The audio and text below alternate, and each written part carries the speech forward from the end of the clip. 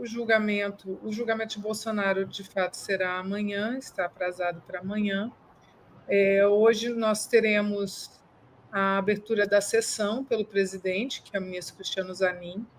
Depois teremos uma leitura do relatório que não é ainda o voto, por parte do ministro Alexandre de Moraes, um relatório do andamento processual, inclusive das investigações. E, posteriormente, nós vamos ter a ouvida do Procurador-Geral da República por 30 minutos e dos advogados dos indiciados por 15 minutos. E depois disso é que começa a leitura do voto. E o voto condutor, né, que é o voto do relator, esse voto, inicialmente, ele vai se debruçar sobre questões preliminares, que são questões processuais.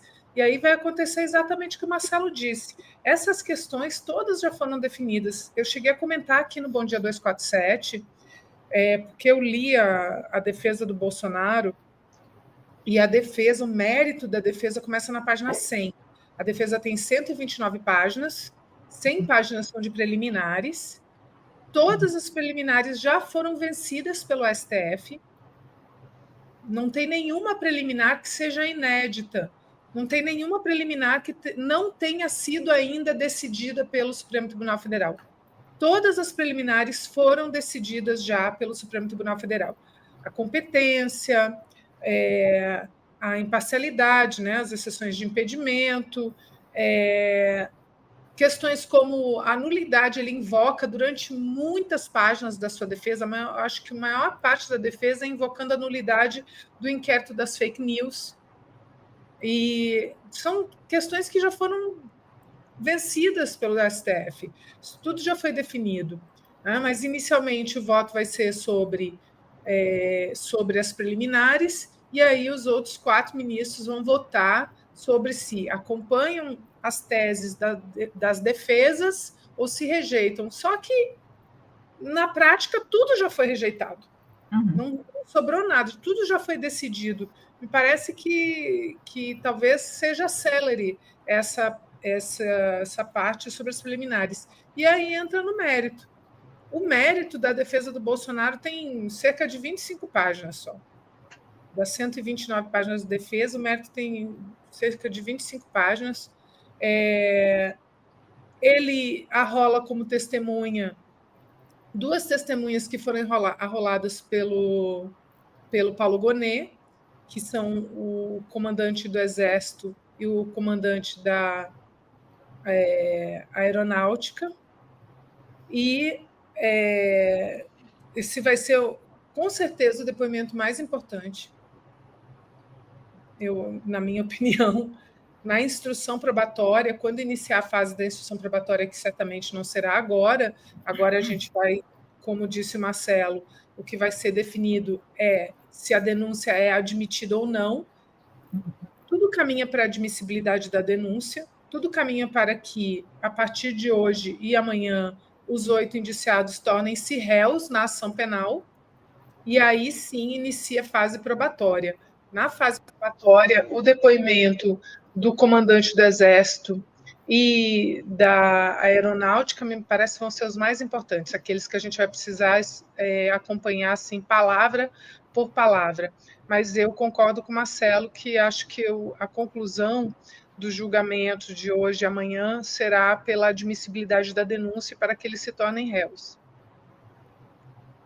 Auler que acompanha, muito obrigado, Liana, pela sua posição, por trazer aqui para a gente essa sua leitura, lembrando que a vereadora também é advogada, portanto, fala com tanta propriedade assim sobre este caso. Né? Marcelo, que vem acompanhando, né, desde o início, todos esses desdobramentos, né, das investigações. Marcelo, diante de tudo que já foi exposto pelo Shoa, pela Liana, o que é que você acredita que podem ser desafios aí para poder colocar o Bolsonaro? A gente já tem evidências muitas, né, para poder colocar o Bolsonaro como o mentor de tudo isso. Mas você acredita que tem a ver desafios jurídicos para comprovar esse papel de liderança, ou a gente já tem prova muito, muito robusta para colocar não só as mãos, os pés, o corpo todo e a alma, né, de Jair Bolsonaro nessa tentativa de golpe? Bom, Camila, deixa eu falar, bom dia novamente, algumas coisas fundamentais. Nós estamos sendo testemunhas de um fato histórico. Eu quero lembrar aqui, eu tenho idade para isso, vocês são todos jovens, eu assisti a ditadura militar toda. Eu estava em 64 na Marcha de Deus com a Família, levado pela minha família cristã, defendendo o governo militar contra eles, minha família defendendo contra o Jango. Eu assisti a queda do governo do Jango, eu assisti 68, eu assisti colegas meus de faculdade serem expulsos da faculdade pelo decreto 733, eu briguei pela anistia, eu briguei pela redemocratização, contra a censura, eu fui vítima da censura. E eu, até hoje, nunca assisti um militar ser levado a responder pelos crimes que ele cometeu na ditadura. Hoje, a geração de vocês está conseguindo assistir isso. Isto é um fato histórico. Somos testemunha de algo em que prevalece a democracia. O Estado democrático de direito está sendo prevalecendo. Eu não tenho a menor dúvida de que a denúncia vai ser aceita, porque, como disse o Xará, o Shoa, indúbio pró-societar nessa parte. Ali há elementos suficientes. Você só não aceitaria a denúncia se ela fosse uma coisa escalabrosa, uma invenção louca. Só que todos nós assistimos, desde a posse do Bolsonaro em 2019, a escalada violência dele para permanecer no cargo eternamente. Ele montou um golpe. Então, eu não tenho a menor dúvida de que a denúncia vai ser aceita. Eu não tenho a menor dúvida de que há elementos suficientes para condenar essas pessoas. O que vai ser interessante é o debate jurídico. Sim. Eu agora, no Bom Dia, estava trazendo ali com a Daphne algumas teses da defesa do Paulo Sérgio, o ex-ministro da Defesa. Ele diz assim, quando houve o golpe? Quando se consumiu o golpe de Estado? Ele esquece que o crime é tentativa de golpe. Mas aí ele diz assim, o governo constituído só foi constituído em 1º de janeiro. Antes era um governo eleito. Então você vai ter, olha as teses que eles estão levantando. Como dizer que houve uma tentativa de golpe se o governo ainda não era constituído? Se o governo era eleito, e se naquela época, quando ele tomou posse, o Paulo Sérgio já não era mais ministro. São teses que vão ser muito interessantes o debate, porque, na verdade, você está acusando-os de um crime, de 2 crimes diferentes. A tentativa de derrubar o Estado democrático de direito. Isso se deu ao longo de 2020, 2021, 2022, quando fez reuniões, quando divulgaram fake news, quando ameaçaram colocar em dúvida a legitimidade da eleição, e até mesmo quando invadiram a delegacia da polícia, invadiram a Polícia Federal, tacaram fogo em ônibus, tentaram tacar fogo num caminhão de querosene. Isso é um atentado ao Estado democrático de direito. Fala, Xará.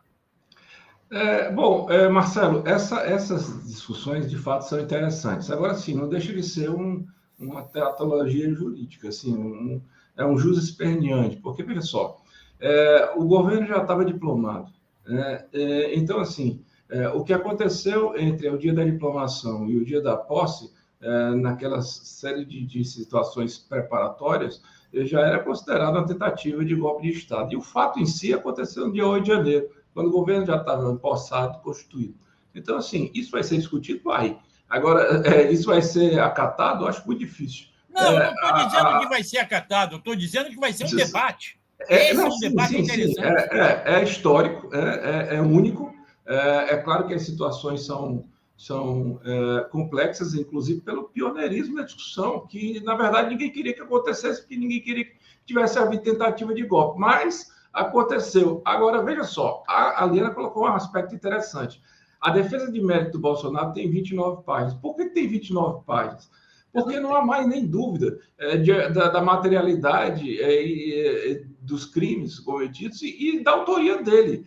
A defesa do Bolsonaro, Xará, eu acho que está sendo feita na rua. É com a história do batom, é com a história da tentativa de anistia, porque dentro do processo, ele está mais do que demonstrado pelos indícios que foram juntados, porque não foi só uma prova da polícia, um áudio. Bom, tem uma colaboração pediátrica, tem um minuto de golpe, um minuto de decreto, tem o fato em si, o quebra-quebra, televisionado, áudio, vídeo. Então, assim, tem todas as falas do Bolsonaro em relação a isso, ele seria o principal beneficiado.